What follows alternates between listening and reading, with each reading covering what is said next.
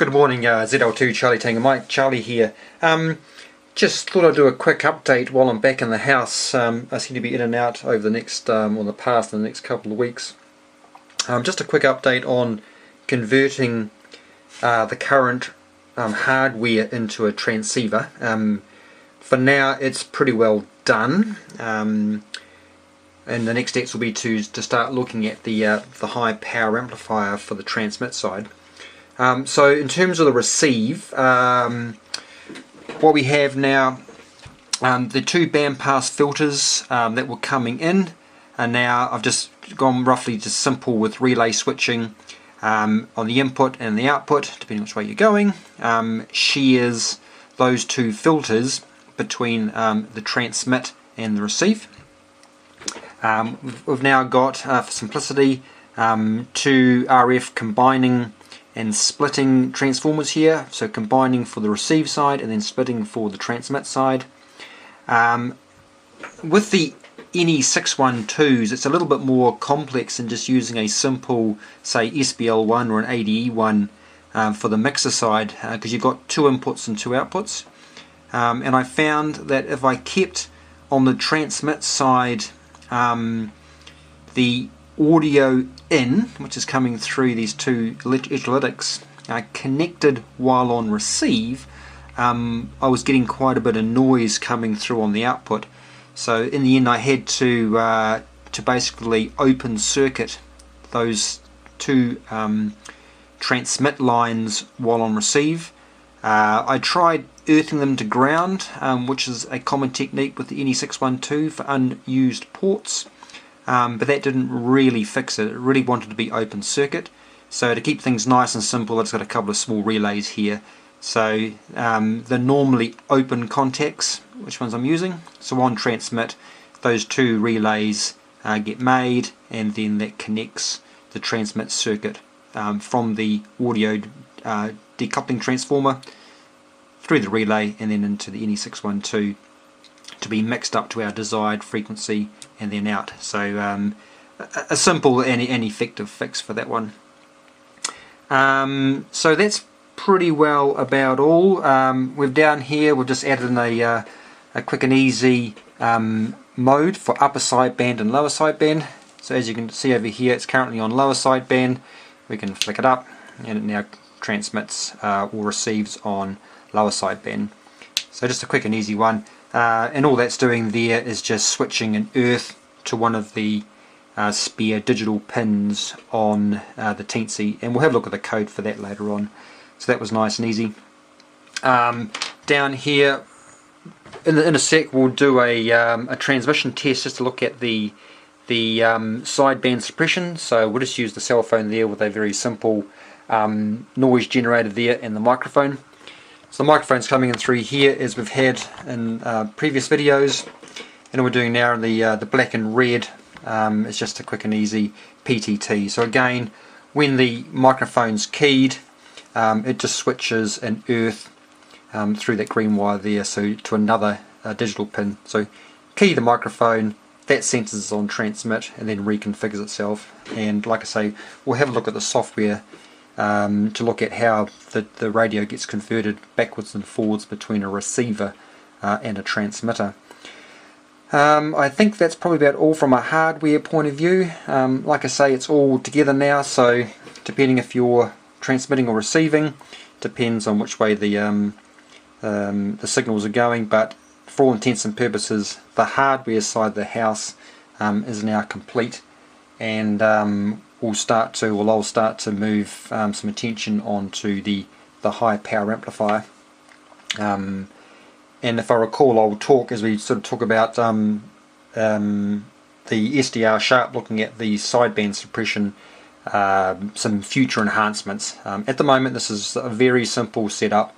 The filters in here, I've made no attempt to perfect those in terms of the number of taps and the settings and the kind of windowing for that.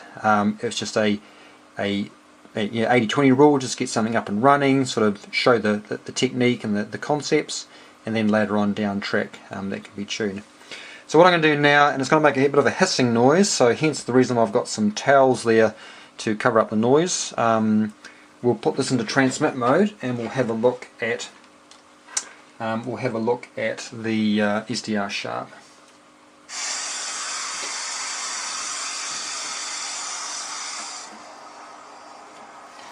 So hopefully that'll muffle the noise a little bit. A couple of towels. So apologies there for that hiss that's still coming through on the audio. So SDR sharp up here, that's using just that simple dongle. That's a version 3 dongle. The RTL SDR chip, or not chip I should say, but the type of dongles there. And that's in the direct sampling mode, so it's not perfect, but it does allow us to sort of, I guess, monitor the signal down in the lower HF range. We're not sort of restricted to that 30 to 50 odd megs plus. So as you can see there, that's currently set on 3700 or 3.7 megahertz, transmitting on the lower sideband. And if I was to flick that switch on the transmitter, and we're now sort of switching through onto the upper sideband. Of interest, obviously and this sort of comes back to that comment before about looking at the performance of those filters. And I've sort of just got here on the right hand side, hopefully it'll come up without any aliasing on the refresh rate. You can sort of see here the pass band of that Hilbert transform. So clearly there's quite a big dip there near DC before it sort of peaks up and then starts to drop off again.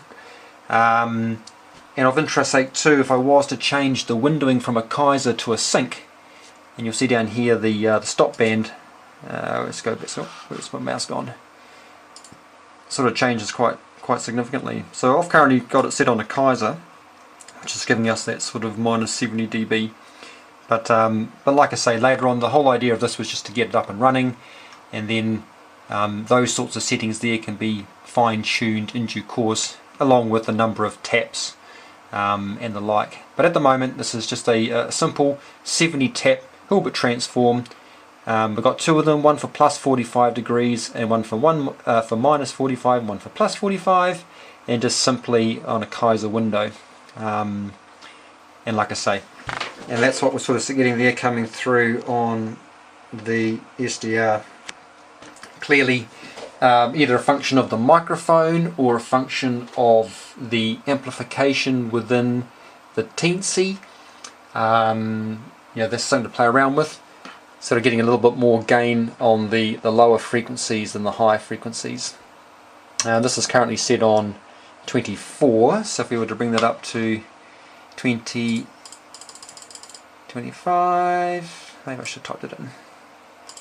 So that's currently now on 27, so 2.7 kilohertz bandwidth, which is what we had that Kaiser bandwidth set up for the Hilbert transform. So it's not too far off there in terms of restricting out of bound audio frequencies. And again, back to the lower sideband, and not too bad. You'll probably notice here got a little bit of the carrier coming through there, and I'm pretty sure that's because the architecture I'm using at the moment is not very well shielded. So one of the plans will be, once the radio is finished, is to in fact, let's just come back and have a look there, is to, and what I will do, we'll just unkey this. Makes it a little bit quieter. What I'm pretty sure we've got a little bit there is either we got some leakage coming through on the NE612s, or more than likely probably these two yellow lines here are carrying the carrier frequency from our divide by 4 oscillator, and this is all unshielded here, so I wouldn't be surprised if I'm sort of getting a bit of leakage getting past here and then out.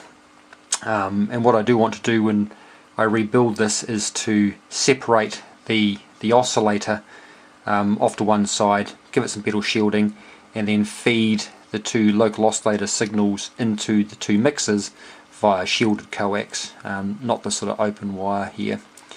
Some of these wires are reasonably long, so there is certainly quite a bit of potential for leakage around here, but in terms of just experimenting and playing around with the phasing receiver, it's good enough for now. But like I say, the intent is to rebuild that. So what I'm going to do now is going to pause here, and we'll have a look at the software that was used to monitor the mode switch, monitor the PTT switch, and then to reconfigure the tendency between transmit and receive. Okay, so looking at the software here, I won't belabor the point too much. Just a few changes needed. Just coming through to the section where all the variables are defined. I've got here some settings which you can change here in the one spot, and it's used later on. So the line out gain, again, I think I mentioned it before. If you go to the Tendency Audio Panel Design tool, you'll be able to see how you can adjust the gain for line out and the gain for line in, and these are the ranges that are quoted. So it's this for line out, it's a number between 13 and 31, where 13 is 3.16 volts peak to peak, when 31 is 1.16, and for line in, it's a 0 to 15, and you can adjust it to suit what you've got going on. So I'm just using the default, which is 5 for line in, and through a little bit of trial and error, I'd settled on 20 for the line out gain. And at this stage, for the microphone gain, I'm not applying any additional amplification to the microphone as it comes into that Tendency audio shield. Had to add a couple of extra pins that we're using for switches. We've got the mode switch here, and we've got the PTT switch, just using a couple of spare digital pins. No changes to the Hilbert transform coefficients. Just noting the comments I made just before about fine-tuning these and having a bit of a play about creating some more of these to get better performance. But at the moment, 80-20 rule, it's just enough to sort of get us up and running. Coming down to the audio shield, where we create the objects. The only real difference here is we've just combined essentially the code we've seen in the last two videos. So one video was on receive and one video was on transmit, and now we've combined those all into one. So you can see all the same objects there. We've got our Hilbert filters, we've got the receive ones, and we've got the transmit ones here with their unique names. And then down here under the patch chords, again unique. 5, 10, 15, 20, 25, and then starting again, whatever you want to do, but as long as they're different. I started here at 50 through 70 for the transmit side. So again, so just electrically, so to speak, configuring those various, we'll call them objects together to form our receiver, and then down here to form our transmitter. And as we'll see further on down, we turn on and turn off those various filters, and we reconfigure the audio input to either be mic in or line in on the fly as we change modes. So, but suffice to say, we've now sort of combined all into one the code we've seen in the last two videos. In the setup, we have to set up those digital pins that we had for the mode switch and the PTT switch, as we see here, and those are active low. So in other words, the inputs are pulled high, as we see here, and when an earth is applied, and that's red, that's been read as a 1. So basically, logic low is the on situation, or the, we're providing an earth, so to speak. Well, not so to speak, we are. Right, so moving down through the setup area, no real change there except for the last little bit. So as we first turn on the radio, we basically configure it to be a receiver. It's a transceiver but in receive mode. So turn on the receiver, turn off the transmitter, and then update the display. And you will see later on down here what those functions do. In the loop itself, this is the main loop. No changes to monitoring the frequency. No changes to the rotary encoder push button switch. But now we do need to monitor our mode switch and our PTT switch. And that's effectively what we're doing there. So we digital read those. We're looking for a low, a logic level low. If we do see a low on the mode switch, then mode equals 1, which I've notionally called lower sideband. Otherwise, it's mode 0, which is upper sideband.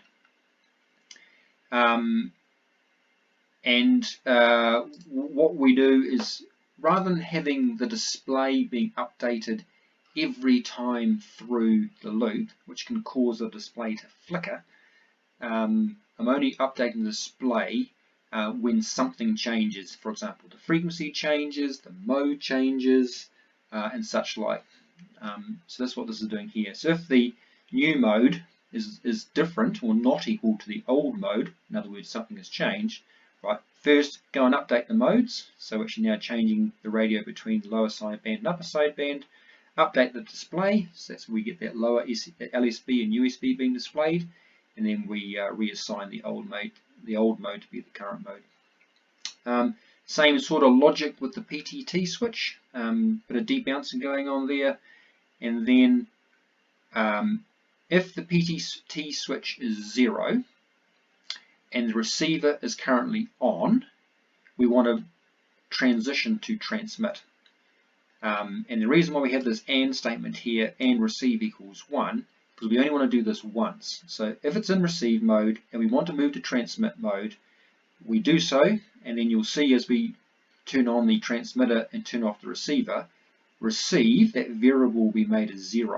So next time it goes through the loop, it will not re-enable transmit because that'll be a 0, and that if statement will fail. So in other words, PTT switch is 0, so we want to go to transmit. So we turn off the receiver, turn on the transmitter, which we'll see later on, and vice versa. If you're now unkeying the receiver, say again the transmitter, we now want to move to receive mode. And same logic, but just the other way around. We're now just monitoring if we're in the transmit mode, and here we turn off the transmitter and then turn on the receiver. So that's all we're doing as we race around the loop, just monitoring to see what's going on. And like I say, we only want to execute that transition to either transmit or to receive once. Right, so now we've got those functions we talked about. We've got 4 of them: turn on receiver, and then turn off receiver, and a bit further down we've got the turn on transmitter and turn off transmitter. We saw, in terms of the turning on the receiver and the turning on of the transmitter, that's exactly the same code as we saw in the last couple of videos. So I won't belabor the point here. Suffice to say, you can see some of those variables being pulled in here for the line and level. They were set further up, so it's just a nice easy place. Set them once, and then you can use them throughout your code. So we're basically turning on the receiver. We update the mode. That's another function a bit further down, which we'll look at, and we set that variable receive to 1 because we want the receiver now on, so receiver set to 1. Turning off the receiver, just a matter of through the .end command here, we are essentially, or we are turning off those filters that we had turned on up here. So begin. So here during on we begin, or we start them, and during the turn off function down here we end them, or we turn them off. And again, because we've turned off the receiver, we now tell that receive variable to be a 0. Transmitter, same code as we saw in the previous video. There goes the mic gain there being used. Input select is now input microphone. We begin the 2 transmit Hilbert transforms. We update the mode, which we'll see just a bit further down, and then we tell that variable that transmit is now 1. Conversely, to turn off the transmitter, we end exactly the same sort of logic as the receiver. We end the 2 transmit Hilbert transforms, and then tell that variable you're a 0. Right, here goes the update mode function. We saw these 2 sections here, the section for receive and the section for transmit, in the 2 previous videos, and it's now just been brought together into the one function. So if receive equals 1, in other words the receiver is on, and the mode equals 1, in other words lower sideband, for that summer, for input 1, multiply it by -1. So in other words, invert it. However, if the mode is 0, which is upper sideband, don't invert it, just multiply it by 1, or full gain. So that's how we set up the receiver. If, however, it was on transmit, so this one wouldn't execute, but this one would. So if transmit equals 1, and this is the code we saw in that last video. With that sideband switch, if mode is 1, which is upper sideband, for the 0 input, it's non-inverted, or it's not inverted, so it's multiplied by 1, which is full gain.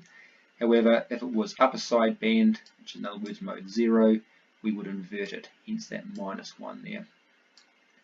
And that's it. That's the only changes. No changes to the interrupt service routines. The only other little change, if anything, is in the update display. So when we do the update display, we're just doing a little test here to see if it's in mode 1, which is lower sideband. If it is, we print lower sideband. However, else we print upper sideband. If it's not lower sideband, it's upper sideband. So we test that, and that's it. No changes elsewhere. Anyway, so that was a reasonably quick romp through, and I apologise for that. However, if you combine this one with the last couple of videos, it should sort of start to make a little bit more sense. But really, it all happens with these 4 functions here. Depending if the PT, this is the main loop again, it's just all monitoring that PTT switch. And if it's a 0, in other words, you've keyed it, and the receiver is on, then move to transmit, and vice versa, move to receive, and then just executing these 4 reasonably simple functions here that sort of turn on and off various filters, and turn on and off or reconfigure the audio inputs to be either the line in or the microphone, and the like. And so it's, it's certainly not overly difficult and reasonably straightforward. Right, I'm going to leave it there. Like I say, the plan now will be to have a look at that power amplifier, that old one out of that commercial radio, sort of pull it apart, have a good look at it, and then build up the high power transmit. At the moment, it's the power coming out is purely what's coming out of those 2 NE612s, which is around sort of 10 dB gains, so not a huge amount there. Okay, 73, thanks very much. And like I say, I'm sort of in and out over the next couple of weeks, so I'll endeavour to put as much time as I can into it, and we'll do an update in due course. Cheers all.